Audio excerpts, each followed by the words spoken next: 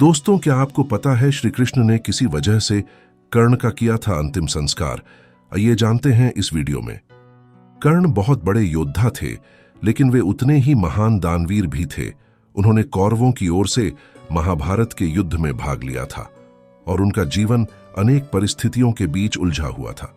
जैसा कि आप जानते हैं कि कर्ण कुंती के पुत्र थे और जब सूर्य ने कुंती को वरदान दिया तो मंत्र बल से उन्हें पुत्र रूप में कर्ण की प्राप्ति हुई थी। क्योंकि उस वक्त कुंती अविवाहित थीं, इसलिए उन्होंने कर्ण का त्याग कर दिया और बाद में उन्हें एक रथ चालक ने पाला। रथ चालक का पुत्र होने के कारण उन्हें सूत पुत्र कहा गया। वह वीर योद्धा थे और यही वजह है कि कर्ण की मृत्यु के बाद उसका अंतिम संस्कार भूमि पर नहीं किया गया था। दरअसल उन्होंने श्री कृष्ण से यह वरदान मांगा था कि मृत्यु के पश्चात मेरी देह का ऐसे स्थान पर अंतिम संस्कार कीजिए जहां कोई पाप न हुआ हो। आइए जानते हैं क्या है पूरी कहानी। कर्ण पांडवों की माता कुंती और सूर्य का पुत्र था। कुंती ने अपनी शादी से पहले कर्ण को जन्म दिया था, फिर उसे लोकलाज के डर से एक बक्से में रखकर पानी में छोड़ दिया था। वो बक्सा एक रथ के सारथी को मिला और उसी ने कर्ण का पालन पोषण किया।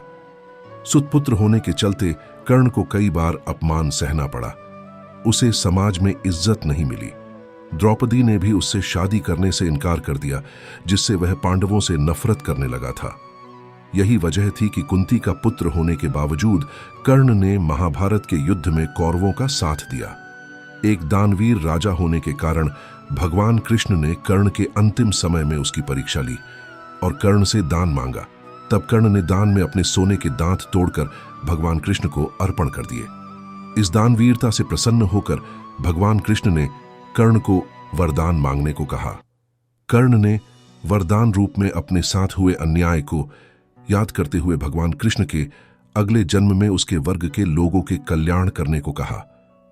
दूसरे वरदान रूप में भगवान कृष्ण का जन्म अपने राज्य में लेने को मांगा और तीसरे वरदान के रूप में अपना अंतिम संस्कार ऐसा स्थान पर करें जो स्थान पाप मुक्त हो, यानी जिस स्थान पर कभी कोई पाप ना हुआ हो।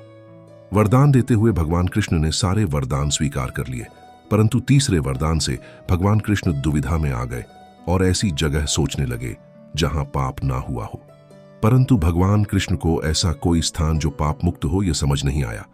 वरदान देने की वचनबद्धता थी, इसलिए कर्ण का अंतिम संस्कार भगवान कृष्ण ने अपने ही हाथों से किया और कर्ण को दे वरदान को पूरा किया।